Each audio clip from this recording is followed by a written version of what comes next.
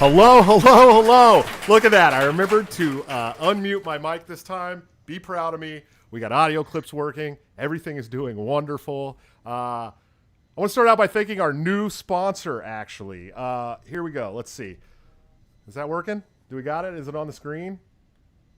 So along with toplobster.com for all your dope gear, you can now enjoy Italian coffee delivered straight to your door by going to lorenzotti.coffee and ordering some delicious Italian coffee on demand. I promise you won't be disappointed, and it comes right to your door. So, you don't even have to put your mask on to go into Hy-Vee or whatever the hell you guys use. So I also need to thank all of you on my Twitter that heard me call yesterday for an awesome birthday. I wanted you guys to help me out to get a custom neon break the cycle light that's going to end up going right up here behind me where Papa Paul is. We're going to scoop Papa Paul over. It's going to be nice. But not only did you guys do that, you went above and beyond and got me this amazing new lens for my camera. That's why we have a better shot tonight. That's why it looks better. It's why I can now put my hand up. Everything will go blurry behind it. It looks pretty cool. I'm really happy to have it. You guys rule. You made this one of the best birthdays I've had in a very, very, very long time. So thank you. Anyways, let's get into the show, right? My guest today is one of the creators of the Monopoly on Violence documentary about anarchism, now streaming on Amazon, by the way. He's the man behind Free Man Beyond the Wall and an amazing contributor to the Libertarian Institute. He is the man, the myth, the legend, Dr. Black and Gray Pill himself, Pete Quinones. Pete, how the hell are you, sir? Doing good, man. Long day. You know what I've been doing today. Oh, yeah. I actually saw some pictures of you and Shane at the Georgia State Convention. I was there just a little over a year ago. That's actually the first time I ever met you, and it was really, really cool, man. But do you know, I'm pretty sure I caught COVID at that convention. Did you? Yeah, I was. See, I've been trying for a year to catch COVID, and I can't even get it. So. Yeah, well, I think it probably has something to do with the mask, Pete. I'm sure you're not wearing the mask, but no, it was funny. It was funny. I was flying in and out of SFO every single weekend at that time. You remember I was running for chair, so I was traveling all over the country, and I lived right outside of San Francisco, and so I was flying in and out of San Francisco every weekend during the height of the coronavirus pandemic start. And there's 5,000 people a day traveling between San Francisco and China, in and out of that airport. And in fact, I would take the BART train, which, kind of like their metro train or whatever, right to the airport. And you have to walk through the international terminal to get to the domestic terminals. And I showed up to Georgia. We had a really good time. It was actually a good time. We got to watch that crazy debate, like in like the city council chambers or whatever the hell it was.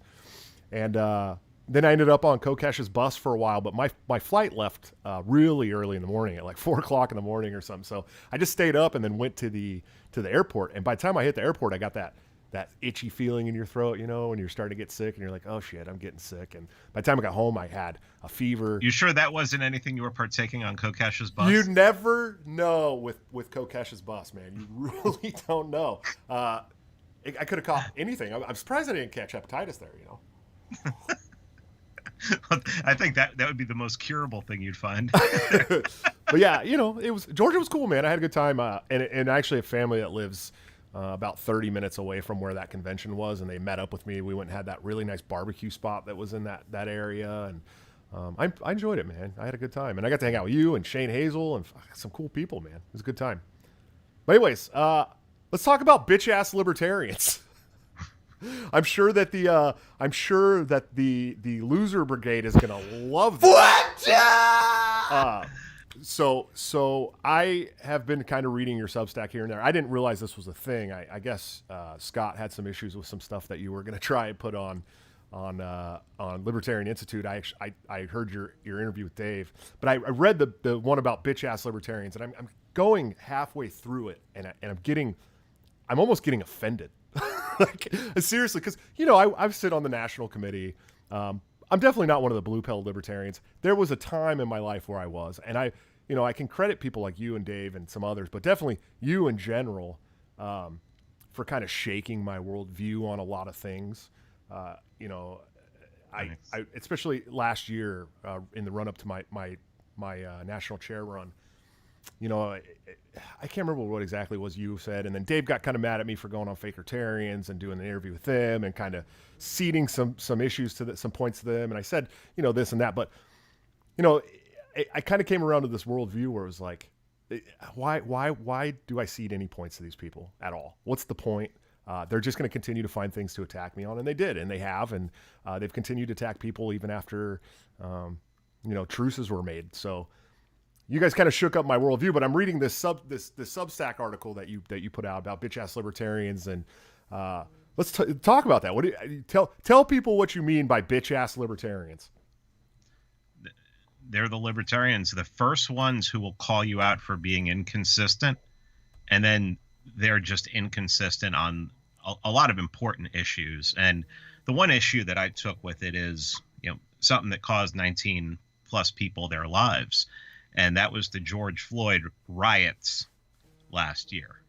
And the Libertarian Party, so many libertarians support for the quote unquote protests that would turn into riots. And well, I mean, if you have people dying, you have property being damaged, private property being damaged, you know, maybe you want to distance yourself from that. I mean, just because they're protesting the police and we think the police should be privatized and what we have now is abolished, doesn't mean that you're on the right side. So, you know, if as soon as that first life is taken, or as soon as that first private property is destroyed, then you have to renounce it. And one of my main points in the end was, if this was a right-wing movement, if this would have started from the right, a lot of these bitch-ass libertarians wouldn't have even supported the movement. But if they did, the first time somebody got punched in the face, the first time a Confederate flag came out, they'd be out of there. They'd be denouncing the whole thing. But they were supporting people marching with hammer and sickle flags and wearing Che shirts. Yeah, it's amazing to me that, you know, an ideology that killed, you know, under 20 million people is so much more evil because of the race component than an ideology that killed over 100 million. I mean, I just think these people, they're ridiculous, and they're just bitches, because how do you continue to support a movement that is out there violating the non-aggression principle, which is what you're supposed to be all about and everything, which is what you would, if I were to say, you know, throw a brick through a bank window, you'd be like, well, what about the non-aggression principle? But when someone else does it, oh no, that's fine. It's okay for them to do it, you know, because they're the left. I mean, it's like this old stupid thing that people used to say, where it was like, well, you know, the right's evil. Any intention from the right is evil. But the left, they mean well. They're just misguided. And it seems, and that is the most retarded thing I've ever heard in the first place, because the left is the most conniving Machiavellian group out there. Sure. The right are just retards. It can't get anything done. And even when you have a Republican president, a Republican Congress, and a Republican Supreme Court, they can't get anything done. To support people who are doing horrible shit because they're on the left, I mean, they would reverse that and make that a right-wing movement. They would have ran away from it in a second. And so that is why I call them bitch-ass libertarians. And it's not the only reason. I mean, I have plenty of reasons for calling them bitch-ass libertarians. But this one's pretty obvious because it includes death, multiple deaths. Sure. Yeah, absolutely. And as some people watching this might know, definitely a lot of people in the movement know, I actually last year marched in a police brutality march here in Iowa, in Des Moines, Iowa. And it was totally peaceful. There was Boog Boys. There was a bunch of other people. But as soon as that movement, even here in Iowa, but all over the country, started breaking shit and hurting people, and then, you know, the move to demonize Kyle Rittenhouse for obviously, you know, protecting himself, I kind of stepped away and I had some bad things to say, but that was kind of in your article about bitch ass libertarians. That's what you're talking about. That's what you're talking about now is, you know, as soon as that movement turned violent towards people and property, all good libertarians should have been denouncing it right away. I mean, right away. Should have been gone. Yeah, Should have been absolutely. gone. Because, and I'll say it again because it's fucking true.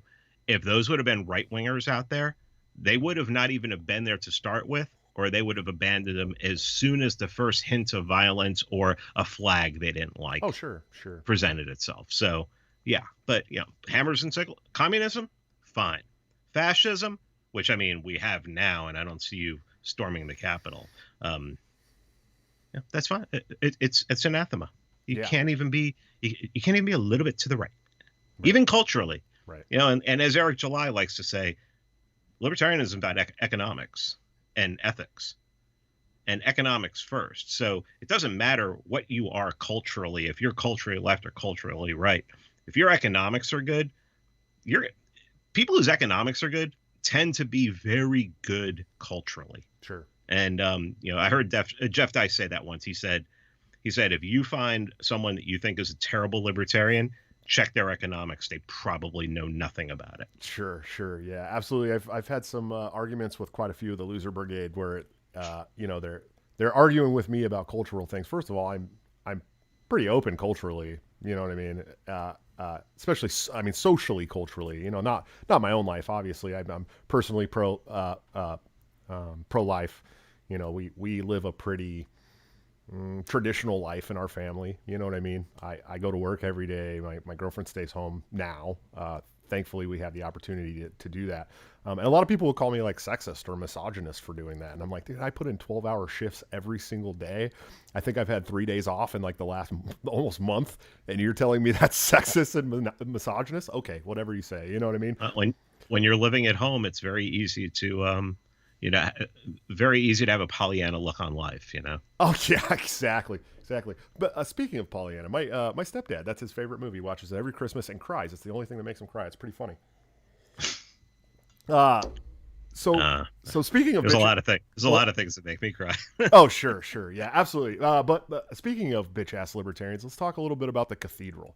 I know you're a fan of Curtis Yarvin and the Cathedral, and this word, the Cathedral. I mean, it really just means this kind of centralized power between the media and corporations and the government, and it's academia, especially too. And it's really well, as far as Curtis goes, Curtis will only include academia and the press in it.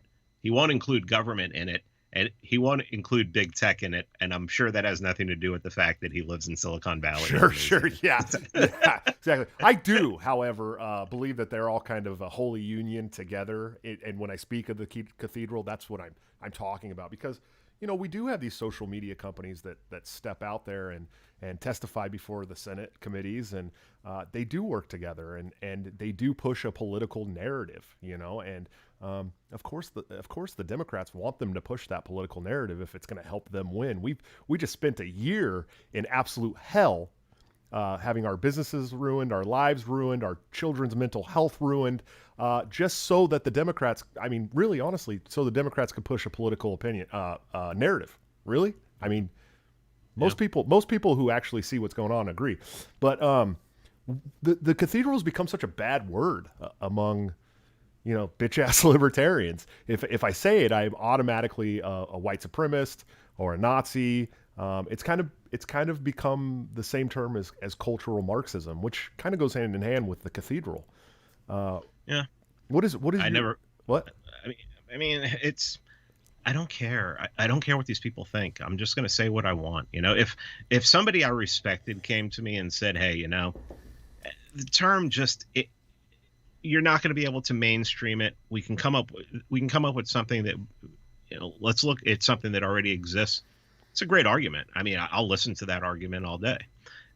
If you come at me and go, well, Curtis Yarvin was part of the alt-right, which he wasn't. I mean, he denounced it every chance he got, and that he's a right-winger. Sure, he's a right-winger. Yeah, I mean, obviously he's a right-winger, but he's also brilliant.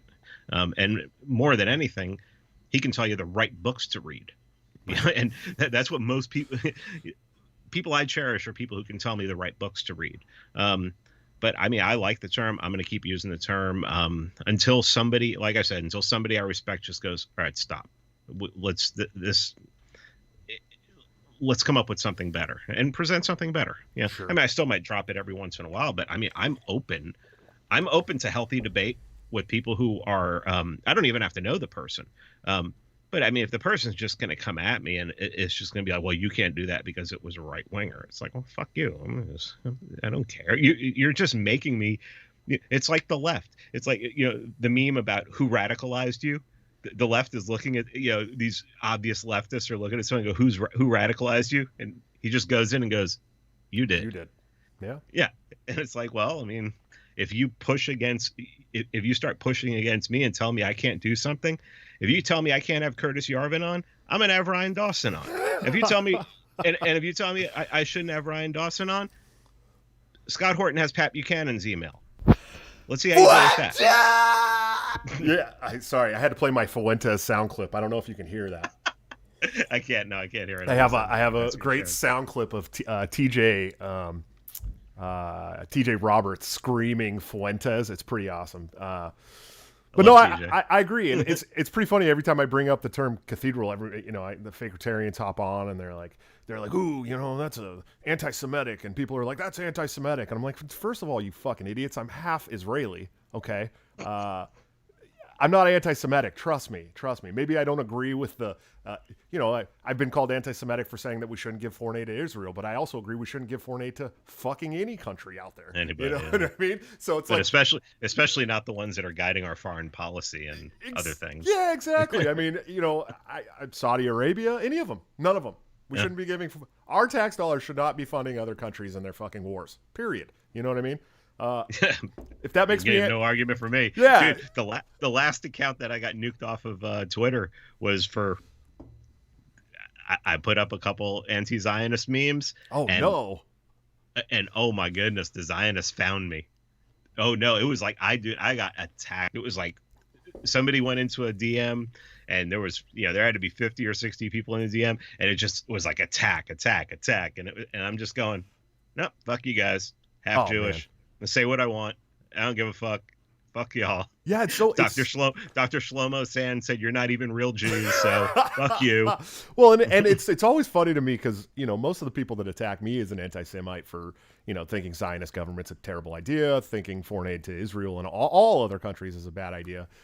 They're never Jewish. It's never the Jewish people. In fact, a lot of the Jewish people that I know are like, yeah, fuck that. Stop giving money to Israel. Yeah, fuck that. Stop supporting Zionist government. Yeah, you know what I mean? Like, they all are. And, especially some of the people in my family. And, you realize a lot of people don't understand how many anti-Zionist Jews there are out there to begin with. Oh, it's ridiculous. It's a lot. They get drowned out like we do. They get attacked like we do. Look at Max Blumenthal's Twitter. Oh, yeah. And it's just one Zionist after another going after him. Yeah, all the time. It's constant. But yeah, the cathedral's just become such a bad word to some people, and all I can think is, bitch ass libertarians. Got to be bitch ass libertarians. And but the cool thing about the term is it makes sense. It's something you can't question, and in olden times, you couldn't question the church. And this is a new church, and no better example than anybody who tried to question government medicine in the last 12 months. Oh God. If you had a question about government medicine in the last 12 months, have you been consulting Dr. Google? Have you been doing your own research? That's bad stuff. Yeah. Go to the gulag. Yeah. And then I talked to like a world-class epidemiologist, and it's like, well, he doesn't agree with Dr. Fauci, so he's wrong. Like, well, yeah. Well, he's also the same guy who proved that AZT in the 80s was killing gay people, and that was Fauci's thing. So yeah, there's a problem with this guy. So oh yeah, Fauci's such a. Anybody that can listen to Dr. Fauci and think, yeah, this guy's definitely always telling the truth. It's just an idiot. Someone who doesn't know anything about the AIDS epidemic. You know what I mean? That's for damn sure, because he did push AZD. He did kill people. He literally had a hand in probably thousands and thousands of people dying. And now I have some nerd that was born in like 1995, telling me, oh no, Dr. Fauci, he's the man. Nobody else knows more than him. And I'm like, this guy literally killed people for profit. Have you ever watched Dallas Buyers Club? Just go watch it. yeah, it's a movie, but that shit really happened.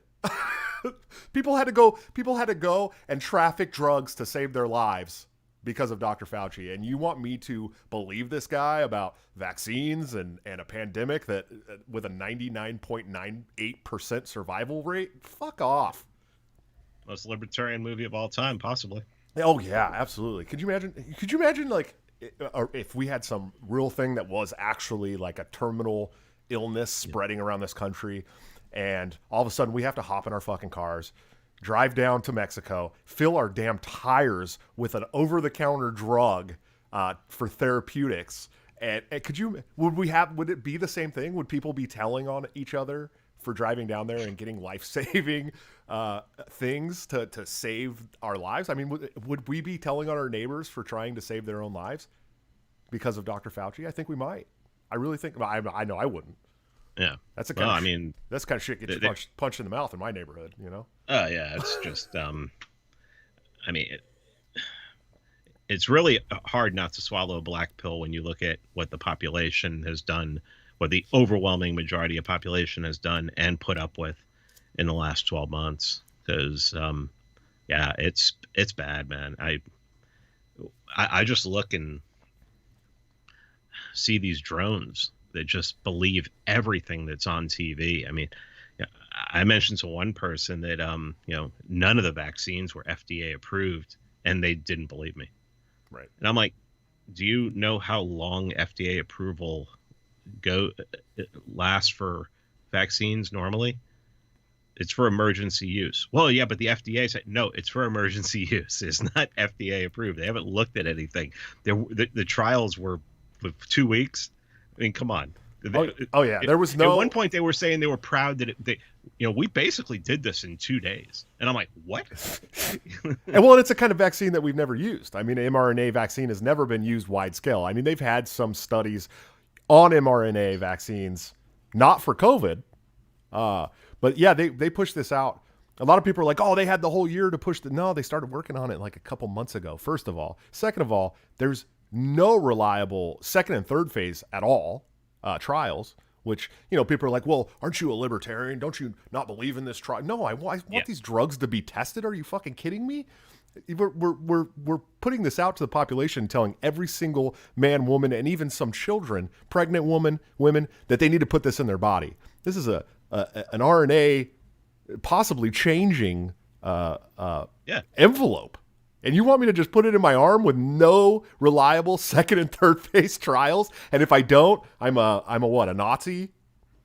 Yeah, no, it's ridiculous at this point. I mean, basically, the human trial is happening right now. Oh yeah, and it's exactly hard. What's going on? And when I've heard personally about so many like adverse reactions. One person, their arm swelled up twice the size. And then the people who get what I guess they're considering it a booster or a second shot, and it has to be 4 weeks later. And then you hear stories from people who've already had the second shot, and they're like down for days. Or they're dropping dead. I mean, there are people that have dropped dead after the second shot. There's people over 900, I think, so far. Yeah, I mean, and that's the other thing is people are like, oh, where do you get your data from? VAERS? It's like literally the vaccine like reporting system. I mean, that's just the people that are being reported. Guaranteed, I guarantee there's another 1,000 that haven't been reported. Well, if they're doing it in other countries, like say they're doing it in an African country, and you have people start dropping dead, they're not going to count those numbers. Oh hell no! Come on, they don't have to. Of course not. Of course not. Of course not. So, what'd you get banned for, man? Off Twitter? Oh, the first time. Oh, it was so bitch ass. Oh my god.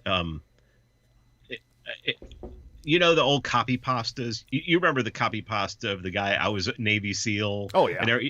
And it just goes on for post after post. Well, there was this one that was. I'll have I have like 14 degrees and 3 English degrees, and it like at the end, and it was like it was just like all caps attack and everything. Yeah, that I got kicked. I had my like main account in my name, 18,000 followers, nuked for a copy pasta that was probably 10 years old. Oh my god! Off Twitter, and now it's like I can't put anything. I've tried to like arrange my account name so that it's like close to my name, and boom, they just cut that account. They shut that account down really quick and everything. So I literally have to have an anonymous Twitter account. Well, that's how Facebook is with me. They literally, I can't even log into someone else's account from anything that has my IP address on it. That's how bad it is for me with Facebook. So I actually was able to create, when they kicked me off Facebook, I was able to create a new account. Of course, I did it with my own name like a fucking idiot, but it was up for less than 6 hours and it was down. And all I was doing was add my friends. That's it. That's all I was doing. Yeah. But speaking of bitch-ass libertarians, a lot of bitch-ass libertarians are, that's their private platform. They can do whatever they want. How do you feel? How do you feel about that? Where do you stand on the social media bans and the shutting down of right-wing voices? I mean, I don't care if you have stock if your company has a ticker on the New York Stock Exchange, NASDAQ, whatever it is. If you've taken government money in the past, if, as Michael Rectenwald has proven, the CIA seeded you the money to start this thing, you're not a private company. And as far as I'm concerned, I mean, and the government's in with them, so I don't want government regulation. I mean, how's the government going to regulate itself? It doesn't do it now. It hasn't done it for 200 years, so that's not going to happen. I mean, maybe find out where the servers are, and something bad happens, possibly. I mean, hey, it's government property as far as I'm concerned. Sure. And if those riots last year that the bitch-ass libertarians love so much would have concentrated on courthouses and police stations and basically government buildings, I'd have been fine with that. I wouldn't have had a lot to say about that. But as soon as you go after you go after some small business owner in upstate New York and you just beat the living hell out of them. But those aren't the protesters. I'm sorry, I can't tell the difference anymore. Yeah, they're all the same, and they're cheering it on, and they're arguing with you online about the viability of beating up business owners and tearing down people's business. Well, they had insurance. They got insurance. I don't give a shit. People spend their whole lives putting money away to try and start a business. Then they start a business, and some shithead with no job carrying a hammer and sickle flag comes up and burns, firebombs your building, and now you're out of business, in a time when many of us are struggling to make money because the government has already shut down so many of our businesses. Yeah. That business is already struggling because, they're probably, if they're a restaurant, they're at minimum capacity. If they're even open, they may only be doing takeout or something like that. And, then they have, so not only is the government at war with them, you got people on the street at war with them. The easiest way to deal with riots in the future is you just get rid of every gun law in the United States, and anyone who wants a gun can have a gun. And if someone comes to hurt your property, to hurt you, or to come onto your property, you light the motherfucker up. Yeah, that's just the way to do it from now on. But Pete, I mean, you just. But Pete, is your property really worth somebody's life, man? Yeah. Because yes, you don't know what they're gonna. Yes, you don't know what. Well, I mean, and if I'm on the property, who knows what they're going to do to me when they come on it? Sure. But I mean, it's just self-defense. It's just defending what's yours. At the end of the day, and if somebody's stupid enough to do that, ventilate them. Sure. Yeah. Well, and if the property is making you money, it's your cash cow. It's how you're feeding your family. I mean, it is your life. I don't see the difference between your property and your life at this point. I mean, it is an extension of your self-ownership, really. And sure. I think that's why the bitch ass libertarians hate us, because we remember there was a caucus. There was a caucus that one of their slogans was "Rent is theft." Oh God, don't get me started, Pete. Do you remember you weren't a part of the Mises Caucus or anything like that in the 2018 campaign when I was running, were you? That was 2020, right? Yeah.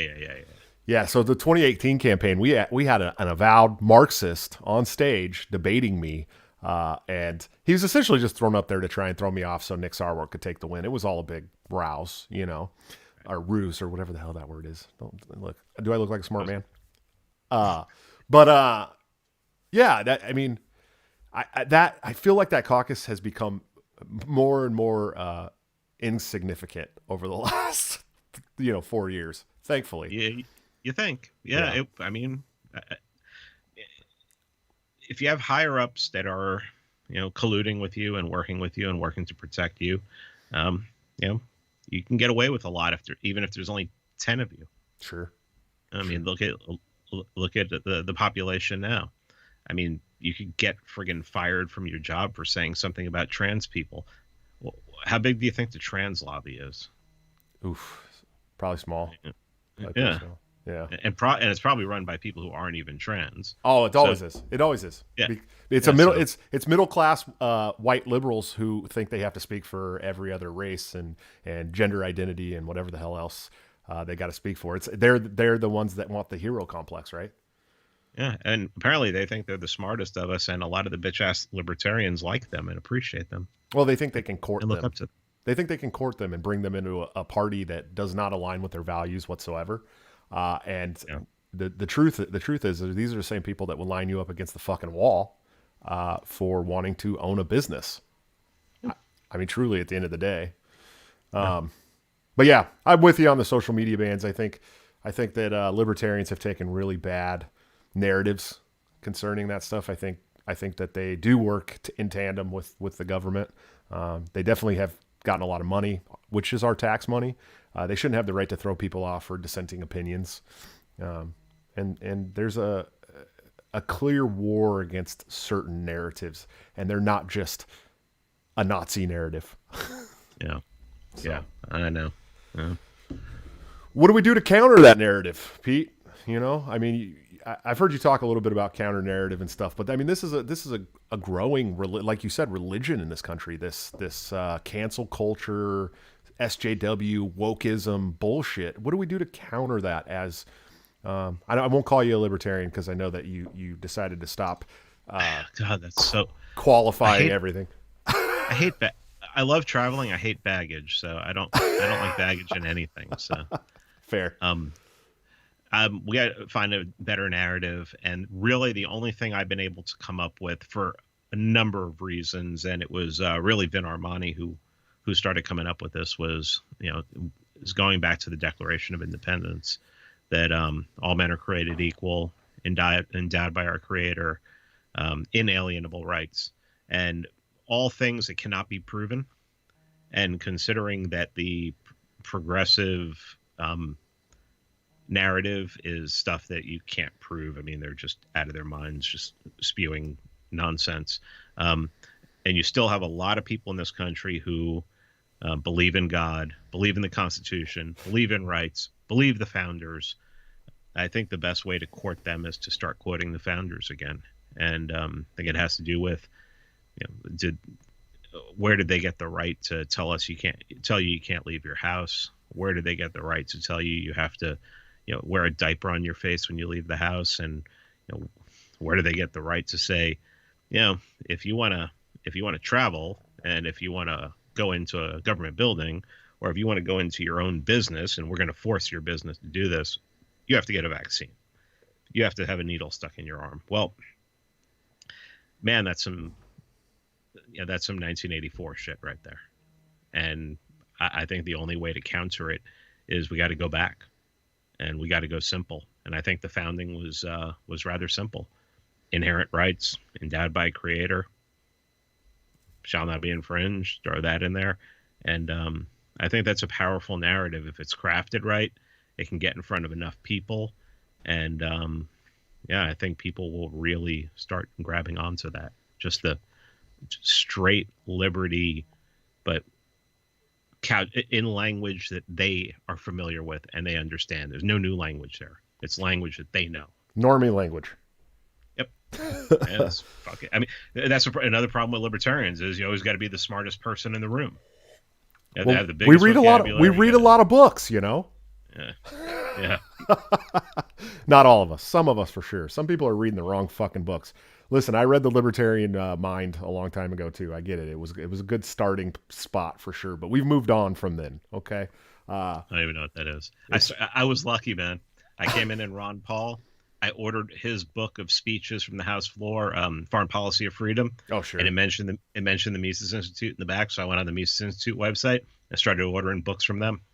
That was my beginning. My beginning just started in Mises and has not deviated, because to deviate away from Mises is to deviate away from libertarianism, as far as I'm concerned. Oh, I agree. I don't think there's a better institute or think tank available for libertarian ideals and principles. Certainly not Cato. And all those people there that catch shit for being Nazis and right-wing fascists, those are my favorite people. So what does that say about me? Yeah, you must be a Nazi or a right-wing fascist for sure. I love Lou Rockwell. Every time I see him, it brings a smile to my face. Jeff Deist. Oh God, I love him to death. I think Jeff Deist is probably one of the best he's probably the best libertarian podcast guest out there. Oh, nobody speaks like him. I mean, his speeches are amazing. And then his own podcast, Human Action. Oh my God, deciding to go through books. Oh, and now he's talking this year about doing like the Machiavellians by Burnham and everything. I'm like, oh, this is so good. Man. It's gonna be good. It's gonna probably rustle some jimmies. Oh, good. Why? Because that was a book Curtis Yarvin said that everybody should read. Oh, Curtis Yarvin, the alt-right leader. Guy. The alt-right leader, Curtis Yarvin, exactly. Yeah. The guy who's denounced the alt-right several times. But no, it's I love the Mises Institute, obviously, and it's one of the reasons why I worked with the Mises Caucus, because I was like, well, this is a good name. Oh, these guys are sharing the same principles. Oh, now Tom Woods is on the board of advisors. This is the perfect place for me. Absolutely, 100%. Absolutely. Where do you stand on the Mises Caucus and the takeover? I know you had like this. I mean, you were joined up with the caucus, and you were ready for the takeover in 2020. 2020. Yeah. And then I actually reached out to you about something, and I was like, "Hey, Pete, blah blah blah blah," and you're like, "I'm out." I was like, "Oh shit, what happened?" So I don't know where you stand on that. I think we have a good chance walking into 2022 and taking over. Whether obviously I'm running for chair again. Angela's running for chair. She's got the Mises Caucus endorsement this time, not me. But I think no matter which one of us wins, the party's going to be in good hands. I think the principles are going to be there. Where do you stand on the Mises Caucus and the takeover and dragging the Libertarian Party out of irrelevance and away from that blue-pilled beltway libertarian bullshit? Yeah, when all this COVID stuff started happening, I immediately saw what was coming, and I didn't really see a political solution to it. I didn't see. I thought I was doing so much podcasting on it that I thought it would be a waste of my time to start dealing with party politics especially when you had Trump running a second time and knowing that the Libertarian Party, no matter who they ran, was not going to get a million votes. And then just the lack of messaging about out of the LP, not the caucus, about the lockdowns and stuff like that. It all came in on me at once, and I was just like, man. But I started feeling bad about it and everything, and I started writing about. I said I made a lot of mistakes this year, and I said I wrote an article about that. So one of the mistakes was abandoning the Mises Caucus, and then I just started writing articles about what I'd like to see in a libertarian party, and I wrote an article about how I didn't think the Libertarian Party could ever have power because the non-aggression principle is their guiding. Is everything. I mean, it's the only thing you have to agree to join the party. So if everything is about the non-aggression principle, you can't do the kind of dirty politics you need to do if you're abiding by the non-aggression principle. And as soon as you abandon the non-aggression principle, then, it's really not libertarianism anymore. But then after a week of thinking about that, I wrote an article saying what it would take for me to support it again. And, there was some pretty wild shit in there. I think I said, we need to get rid of all the woke people, and I'd even side with tankies, as long as they were red pilled and red pilled tankies. Woo! Yeah. I know a couple. I'm sure there are some. But I was, there were only a couple things. A lot of it was just me venting, which is pretty much my whole Substack. Sure. But there were a couple things in there that I thought were more important than anything. And as soon as I put that out, Michael Heiss texted me and goes, "We need to talk." And then, so we started talking and everything. And then I got a call from the man. Scott Horton.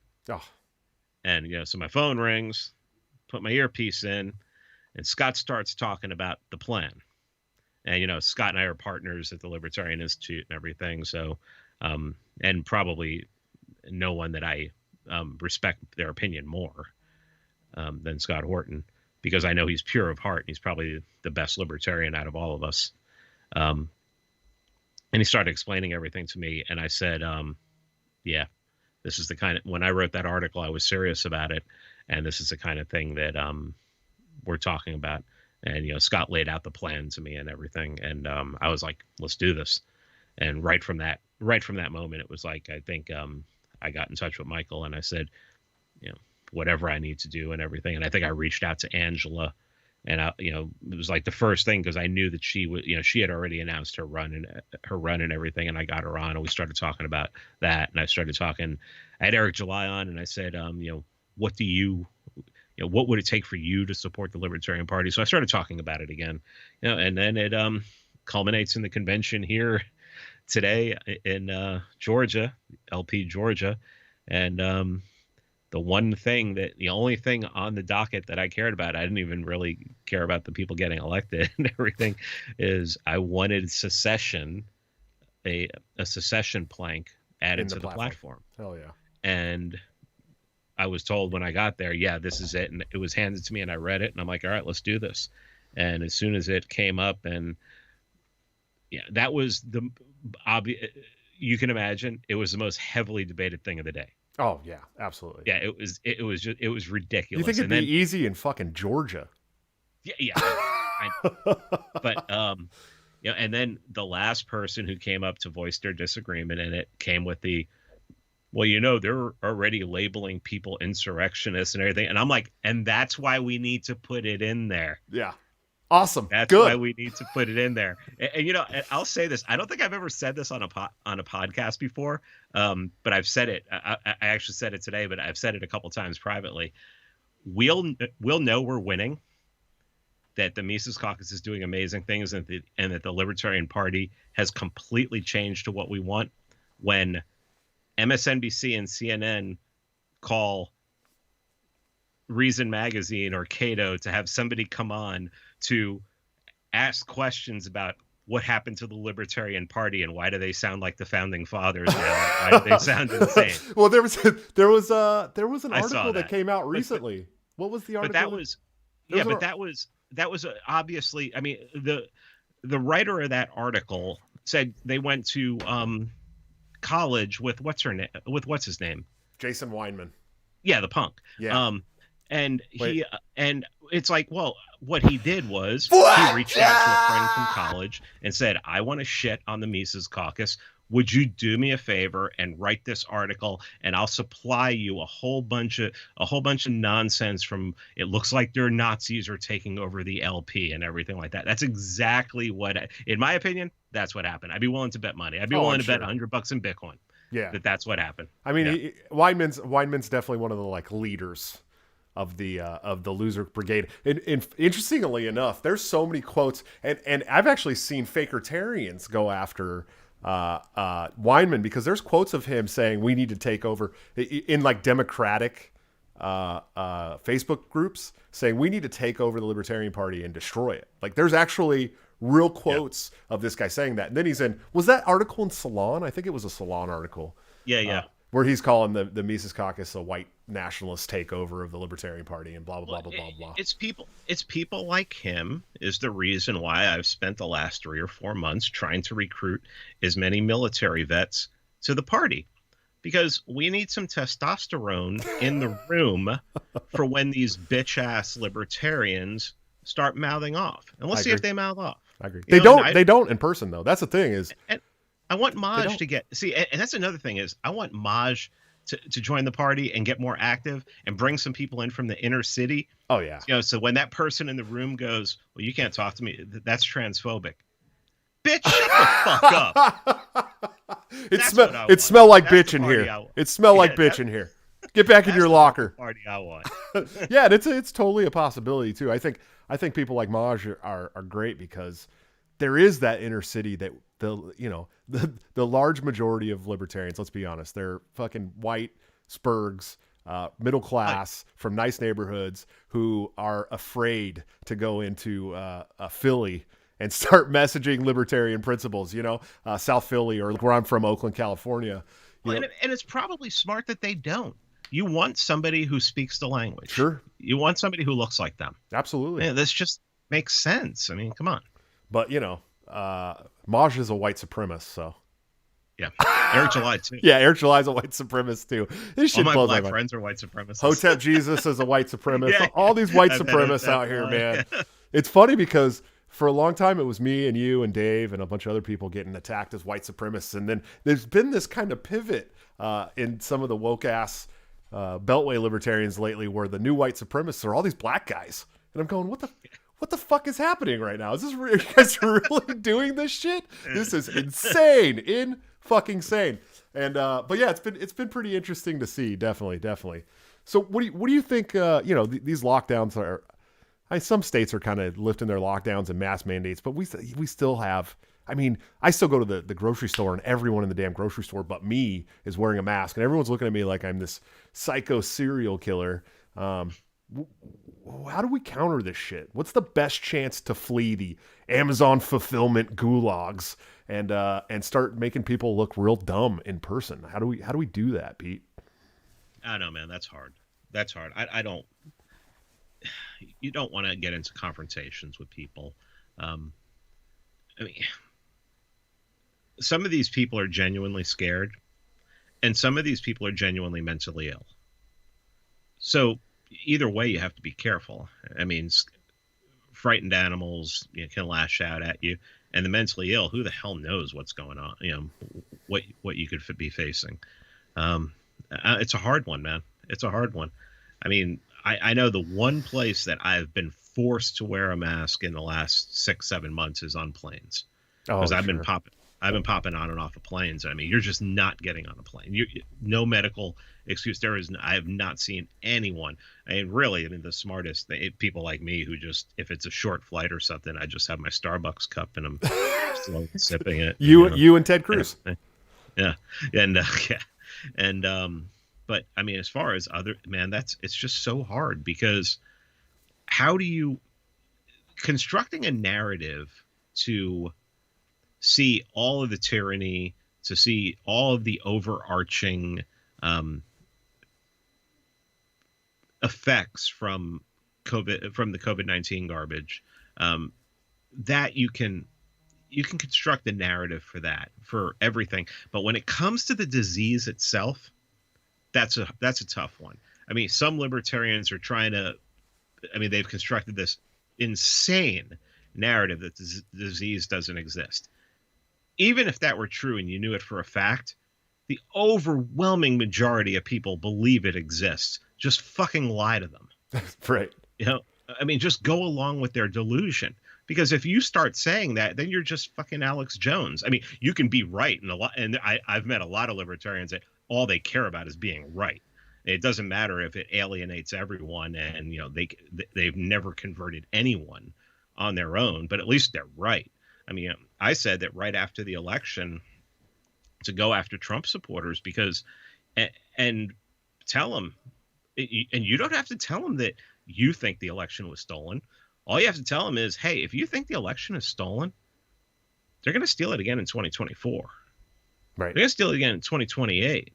So we're going to be over here for, the next 4 years and on, throwing rocks at these people, metaphorically, and we're going to be going after them in the press, on social media, every way we can. So why don't you join us and do it?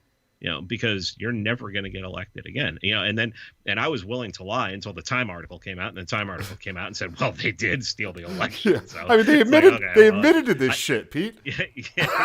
I could just, and it's like, usually they wait a couple of years, Yeah. This is just like, I mean, like literally, I was going to say shove it in your face, but it's really shoving it up your ass, because it's like, well, what are you going to do about it? Well, and I think that we've seen that so many times just since the inauguration. I mean, how fucking insane is it that on Inauguration Day, they opened all the restaurants in Washington, D.C.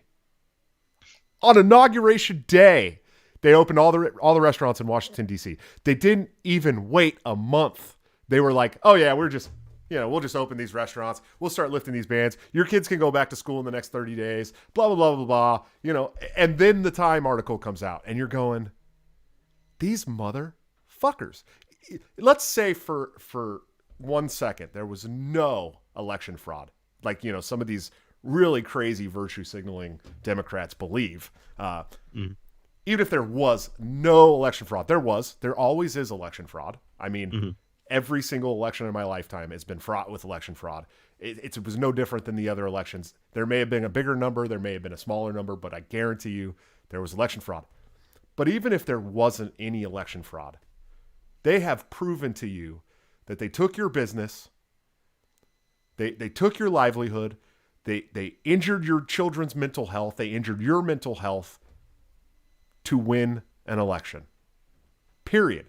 The COVID lockdowns, as soon as Joe Biden and Kamala Harris were inaugurated, they started lifting these restrictions. If that doesn't prove to you, and that was before they were putting out this vaccine across the country, if that doesn't prove to you that the Democrats were doing everything they could to hamper Trump and to keep conservatives down and make them believe that they were the saviors of this crazy pandemic, I don't know that anything is ever going to get through to those people at all. Yeah, I mean, to me, this whole idea, it's come out, and it's true that at some point Sarwark said, we're just going to go after the left and everything. I mean, these people are insane. I mean, you can have a normal conversation with your average conservative. I go to the shooting range. There's conservatives there that just get along. We have something in common. We like to shoot. We like guns and everything, and they don't want to take mine away. The left is just insanity. I mean, they're so far gone. It's just mental illness upon mental illness. I mean, you could say the same thing about the right on a lot of things. I think Trump really screwed a lot of people up into dragged a lot of people out of an apolitical life and made them political. And then if you're apolitical and you're pulled into politics, and then you're like, who you're learning politics from and who you're relying on is Trump. I mean, is there any wonder why people ran to Q and stuff like that? I mean, I don't want to make excuses because there's really been, I don't know many people who've been as hard on Q people as I have. But hey, you got to trust the plan, man. It's coming. It's in March now, I think. It's March 20th. Oh, good. Good. March 4th went by, and that was our inauguration day. Trump was inaugurated, and I think on March 20th, because people don't know, Trump is the president right now. I think Princess Diana is vice president, and Tupac's coming back to lead the army to tribunals. Tupac's going to be taking over Gitmo, and because he's already in Cuba, so why not? Right, with Hitler and Teddy from Twitter, I think. Yeah, and and then on the 20th, that's when the fucking pedophiles are finally going to be marched out. Thank God. They're going to be. I mean, come on. Why are you? If you know where they are, why haven't you gotten them yet? They're molesting kids. Come on. Yeah. What are you waiting for? Yeah. It's just such insanity. And I actually think that there is organized pedophilia in the world and in this country as well. But, it's like, so I don't want to make light of it, but no doubt about it. Look at this sweet hoodie from toplobster.com. Oh yeah. But yeah, I mean, March 20th, and then what is it going to be? They're going to push it out to May Day or something? Oh, these commies? Oh, I'm sure. Come on. This isn't going to fucking end, man. The grift is too good on it's this, a good grift.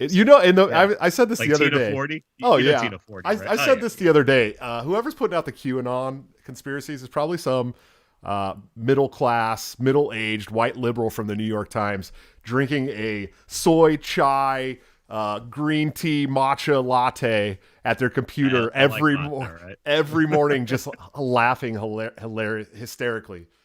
That's all I can think. It's got to be because how can you? I mean, I guess if you went through Trump era politics and you dealt with supporting this man who did all this shit that you don't want to subscribe to. I mean, the trade wars, not ending any wars, and then for me, some of the most unforgivable shit was he's walking out of office. He has a chance to pardon Snowden, Julian Assange, and Ross Ulbricht. Doesn't even look at the fucking case. I just did my show on Wednesday about Ross. He got railroaded. Oh yeah, and he had the opportunity to at least grant the man clemency, maybe not a pardon, but clemency, and he just walked out and left these political prisoners after spending 4 years saying that he believes in free markets and truth in journalism, and he was at war with the check marks and the bad journalists, and they're the enemy of the people. But then he lets Julian Assange rot. So I wouldn't want to claim any of that shit either, and the best way to not claim that is to live in a reality world about how Trump's really coming back he's going to come out of the clouds on a white horse with his sword. It seems a little cultish to me. Yeah, this also seems very not Christian. Yeah, exactly. It's that worshiping the false I idols. actually wrote a Substack about this. I did a saying that now the Christian right and a lot of the right have they've lost their right to call out people for being inconsistent, because when you've supported for 5 years twice married serial adulterer, way closer to Ron Jeremy than the president, like any the person you'd want to be president, or no, the person I said he was closer to Ron Jeremy than Billy Graham. Sure. Because we're talking about Christians here and everything, and by supporting him, you can go ahead and call out the left for being inconsistent and all their inconsistencies, which is how's that working out for right Twitter and the left and libertarian. I still see libertarians doing that, and it's just facepalm. Yeah, it's like, oh, you're going to call out the left for being inconsistent. Yeah, they really care. yeah, they really care. They fucking know. They know they're inconsistent. Yeah. They don't give a shit. Yeah. That's part of their politics. Care. They just want power. Yeah, and you're going to do anything you can do to get power. So it's these people are. Well, then I saw these people are nuts. I saw the pictures from CPAC where they had at some event outside of CPAC, they had the golden statue of Donald Trump, and there was pictures of people bowing to it and kissing it, and I'm going, these are like self-reported like Christian conservatives worshiping a false idol. What the hell? Crazy stuff, man. Oh. Crazy stuff. Well, I know a lot of Christians who are anarchists will say that just, saluting the flag, or even if you're not an anarchist, you can't be a Christian because you're serving another god. Sure. You're taking vows, and but Christianity has been another thing that is just absolutely perverted, that, to mix nationalism with Christianity. Yeah. I mean, anyone who has read or studied, and I will say studied the Bible, because I have thoroughly, and seminary and everything like that. There is no room for nationalism. I mean, Paul wasn't. Paul called himself a proud that he was born a Roman when he had to. Right. When it helped to further the gospel. Sure. It wasn't like he was proud of this. I mean, all he cared about was that friggin' Damascus, getting knocked off a friggin' thing in Damascus, and being confronted. I mean, that's all he cared about from that point on till the day he died. Sure. I mean, he didn't care about what Caesar was doing. Right. He found out Caesar was killing Christians, and he's just like, give him comfort in the gospel. Yeah, I went to church not this last Sunday, but the Sunday before, and the whole sermon was about the state and the Christian religion. All I took away from it was, don't give Caesar shit. Don't give him a fucking thing. He doesn't deserve it. Jason Booth in the chat actually said, didn't the Christian right turn on Ron Paul in 2012 and 2008, not 16, but and they did. That's absolutely the truth. And well, that's because they're pro-war as fuck. Oh yeah, which doesn't make a lot of sense. I'm not getting that. Yeah, the pro-war, pro-life Christians turning on. It doesn't make any sense to me. You can't. First of all, if you support like constant wars in the Middle East, just stop calling yourself a fucking conservative. You're not a conservative. You want to spend a third of our national budget on killing brown people overseas. Just stop calling yourself a conservative. There's no reason for you to use that term anymore. Yeah. But anyways, some people wanted to know about your band days, Pete. What was that? I was a musician. I played music for a long time too. I got to play some really cool shows with a lot of cool bands. But what did you play? I didn't even know you were a musician. I mean, I played bass, I played guitar, and I was lead singer for a while. What bands? Anything I know? No, you wouldn't. But I mean, there were bands. I'm not going to name them, but there are bands. If I told you who like we opened for and people that I knew. Well, and I said this on Twitter and everything. I mean, we were close with Marilyn Manson because my bass player and Twiggy Geordie were roommates for 3 years. So it was super cool. We were pretty close with them. I was there when they fired Brad as the bass player, and Geordie was the Twiggy was the guitar player for Bogalard, and they asked him to come play bass, and I was there standing next to him when he signed the contract for it. So that's rad. Did you ever have any cool tour stories? I never went on tour. Oh, bummer. Always playing stuff locally and stuff like that, and never went on. I had offers to come do guitar work on the road and stuff like that, but it was just like, I'm gonna stay here and work on my own thing. Nice. Yeah, I play bass and drums, and I sang in some heavy bands. It was always heavy stuff for me, definitely. Except for I played bass in a really cool pop punk band that almost made it big, with lead singer Vinnie Marshall. If you guys follow him on Facebook, he's really Vinny. Vinny. He worked on the Monopoly on. Duh! I totally forgot. Vinny. So Vinny's my best friend from childhood. By the way, we've known each other since about, God, probably 7th grade, maybe. I mean, we're talking decades, and we were in a band called Advocate together before I actually moved to Portland, and it was doing really well. It was a good band, and if you've never heard him sing, the man's got an amazing voice. He's a good podcast voice too. I wish he still did podcasts, but the boy can sing, and when you do pop punk style, like poster punk style stuff, he's really the man. So if you can find Vinnie Marshall and convince him to start playing music again, it would be a benefit to the entire world. But I am glad that he does a lot of liberty stuff. I need him writing the follow up to the Monopoly on Violence right now. Don't anybody contact me. Oh, are you guys doing a follow up? I mean, we're doing America's Police Crisis. Oh, shit. AmericasPoliceCrisis.com. We're doing production on it starting this month, and it's going to be just looking at the police, the history of the police, and this one's going to be targeted to normies. We'll talk about some libertarian solutions for policing, but that's not going to be the overwhelming message. The overwhelming message is going to be teaching their history, what they do, why they do things, and ways to improve it inside the system. As much shit as I give the police, the very first article I ever wrote on the police was it wasn't, well, we need private police and we get rid of the police, because that's so far off. It's like, why talk about it? Let's talk about something, that is going to keep people from getting killed and people getting arrested. So I wrote an article on how to fix, how a big fix that I would see to private policing now. To government policing now. And I've continued to write about that. I always write about how to fix it now, except for I had to give a speech in New Hampshire on the way you could, even with the state existing, how people could police their own neighborhoods and basically drive the police out. And it was pretty good. It was a good speech. I did a lot of research for it, and I actually turned it into an article on this. I turned the speech into an article on libertarianinstitute.org. It's called what did I call it?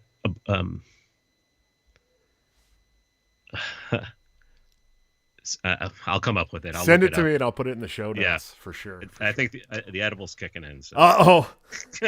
It's been an hour. So it's going to be a good night. Hey, my Valium kicked in over an hour ago. So you guys are just lucky that I'm still standing right now. Hockey. Eliminating Eliminating the horror of modern policing. Oh, there we go. Okay. Yeah.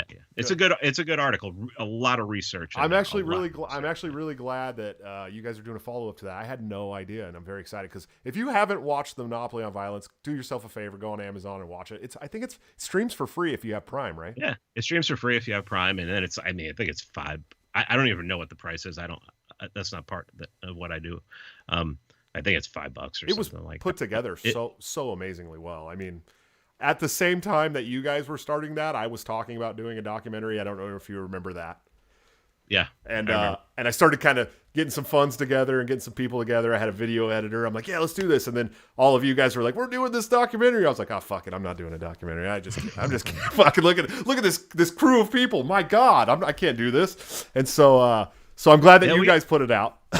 we had a good crew, man. And then at the very end, a gentleman named Cody Smith jumped in and said, hey, look, I'm a videographer. I'm also, basically an idea man. I mean, really just comes up with great ideas. And he also does motion graphics, things like that. And he was the one who, like the intro. Oh, sure. Before you get into it and everything. I mean, that's him. And he came in and brought that in and brought in some motion graphic in the middle of it. And, so like if they're talking about like capital punishment in the old days, one of the pictures that I got was basically looked like a hanging. And, like when we first shot it, it was just a still picture. And then Cody came in and, it starts going in and out and like goes in on it. And we had no motion graphics at all because we were noobs. And he stepped in at the last minute and he improved it, I would say probably 50%. Sure. I mean, like it looks so much better after he was done with it. Oh, it was very well done. The whole thing is very well done. It's really put together well. Amazing interviews. Obviously the crew, a lot of people, man. Yeah, that was I was messaging a lot of these same people going, hey man, can you do a documentary? And Vinny's like, hey, we're doing a documentary already. I was like, oh shit. Okay, well, I'm just gonna go back to running for chair then. I'll catch you guys later. Yeah, that was fun. That was you get all the mistakes out of the way. Oh, it was beautiful, dude. It's well done. What I did want to say is we already did Indiegogo and we didn't hit our goal on Indiegogo. So we're still taking donations. $50, you get a Blu-ray. $250, you get a Blu-ray digital download and a mention in the credits. And where can people donate for that? Yeah, give me a second. One more. Jeez. For $1,000, you're a producer. You're on the IMDb page, mentioned on the IMDb page and everything like that, and get everything else. Okay, thank you. Okay. You're being a good host. I'm trying. I'm like, hey, listen, where can people send you money at? Pete's like, shut up. Shut the fuck up. I got one more thing to say. One more. AmericasPoliceCrisis.com. You can donate through PayPal there, and there's crypto addresses there too. And if you decide to do crypto, just contact us separately and tell us if you do the $50, tell us your name and address where you want the Blu-ray sent, or for everything else, especially if you want to be if you want your name on IMDb and in the producer credits and stuff like that. So sure. Zach Weddick in the chat asked, "Is the Monopoly on Violence high school appropriate?" I think so. Yeah, I do too. I think so. Yeah. I mean, there's only a couple S-bombs, and I think they're both Michael humor. Jeez, Michael, come on. Yeah. You're a professor. Come on. Yeah, no shit. I think it is. I think it is too. I didn't really see anything that's. I mean, yeah. There's no cursing. There's no. We're not showing any. There's no graphic violence. Yeah. You get to see some war stuff. They didn't interview me, so there won't be a whole ton, a lot of F-bombs. I'm sure of that, because I just don't give a fuck. I spent like 4 years of my life traveling around trying to be the chair of a national political organization. I got so used to talking like this all the time. Hi, my name's Joshua Smith. I'm running for chair of the National Libertarian Committee. How are you? Let me tell you about my scratching. And then these same people attacked me for 4 years and called me a white nationalist and went after my family and fucking. Now I'm just like, fuck you. You're a nerd. Get in your locker, where you belong, to the locker. And so I place they belong. Yeah, exactly. Well, Pete, I really appreciate you coming on, man. I had a lot of fun. It's my first two guests were Jacob Hornberger and Pete Quinones. I mean, that's pretty fucking awesome. Isn't your next one Dave Smith? Dave Smith, the libertarian Tupac, man. I'm doing it right. You know, I figured if you're gonna do a show, do the fucking show right. Have these people come on and try to grift their audiences. You know. Yeah, exactly. Believe me. Well, no, I have the Free Man Beyond the Wall podcast. Yeah. Yeah. Well, I've been lucky. You know, I got to travel around for 4 years. I went to 40 states, and I got to meet all you guys. You know, I actually have not met Dave in person yet. I will eventually, but I've kind of grown some kind of relationship with most of the people that I'm having on, except for like Zuby. I just stalked Zuby until he told me he'd come on my show, and but I was lucky enough to kind of grow some relationships with a lot of these people, and so you know, if I'm going to do a show, I'm going to bring the people that I want, that I respect and want to talk to, and I know that my people who are going to be watching the show are going to want to listen to. So I really appreciate it, Pete. Like this was a great talk. I think I hope people like it, and if people would like to follow you, where can they follow you at? Well, right now on MeWe. It's just for my name on MeWe. I have a Twitter account, but I'm not advertising it because if I advertise it, people are going to report me. Yeah. Loser Brigade will report me, and worse people than that even. So yeah, I mean, MeWe, I'm over there a lot. Also Instagram, my Instagram's up, and Free Man Beyond the Wall podcast. I mean, that's I usually talk about stuff that I'm doing on there, and America's Police Crisis, obviously. But my baby and what started all this was the Free Man Beyond the Wall podcast, and that is what will always be most important to me, because I love Stateless Productions and I love the documentaries, but this one was here first. Yeah. Well, and how can they find your vicious Substack? Oh, pquinones.substack.com, or you can go, if you go to Substack and you search by any memes necessary. Yes. And I actually have a picture of Malcolm X holding that, I think it's an M1. It is. I'm not Grand. Yeah, it's an M1. Yeah. Yeah. And so I was like, I've grown to appreciate Malcolm's writings and things over the years. So stealing by any means necessary and turning it into by any memes necessary was I actually had to think about that, because I'm like, I don't want to be disrespectful.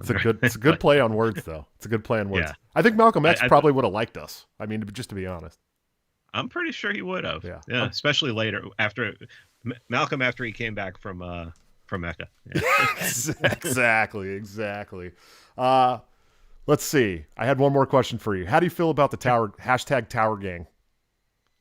I was I was in the beginning of it there. Okay. I'm just making sure. I knew you were one of those accounts. Well, and the day of, I think it was the day of smallpox blankets. Oh, yeah. Yeah. I think that was the day that I got nuked. Oh, really? Yeah. That was my third account. Because I had an account that was nuked back in 2018, and that was like my original account from like 2008, 2009, everything. And then I had an alt account, and I just built that one back up, and then they nuked that one for the copy pasta. And then I started another one, and I had it built up. I had over 1,000 followers already, and I was doing Tower Gang and everything, and they just got me. They just no, that was the one with going after the Zionists. Oh, sure. I've taken part in some pretty brutal towers, man. I've been really lucky. They haven't gotten rid of me yet, but what are you going to do? You're going to get rid of me for throwing a G post? Hey, get out of here. Yeah. Hey, well, thanks again, Pete. I really appreciate you coming on, man. I look forward to your follow-up to the Monopoly on Violence. If you guys have not seen the Monopoly on Violence yet, please do yourself a favor and go on Amazon and watch Monopoly on Violence. That's Amazon, not Netflix, where they still have the movie Cuties on. Definitely check it out. You're going to enjoy it. I promise. You're going to notice a few people too. So, hey, Pete, thanks again, man. We really appreciate you. I can't wait to talk to you again. Thanks, Josh. Take care, man. Hey, you too, brother. All right, guys. That was an awesome show. I love Pete Quinones. Why don't you guys come and check me out on Wednesday? I'm going to have another solo show. I'm sure we'll have one of Twitter shitposter's finest, with some commentary about whatever I'm talking about. Let's see. I got my schedule up there. This is your guest schedule all the way through June. Some great names coming on. I'm really excited. Next week we have the most consistent motherfucker you know, the Libertarian Tupac. Dave Smith will be on the show. I'm so stoked for that. Let's see. Make sure I'm doing my everything right here. Go and check out Lorenzotti.coffee if you want to have some Italian coffee delivered to your door. Toplobster.com for all this awesome gear, including this amazing Epstein did not kill himself hoodie. You don't have to get it in purple. You can get it in other colors. It's really great. Thank you to everyone who made my birthday awesome. Tomorrow is my birthday. You guys made sure that I'm going to get this awesome custom neon light, this beautiful camera lens that is giving us an amazing shot tonight. And I will see you guys on Wednesday. Have a good night.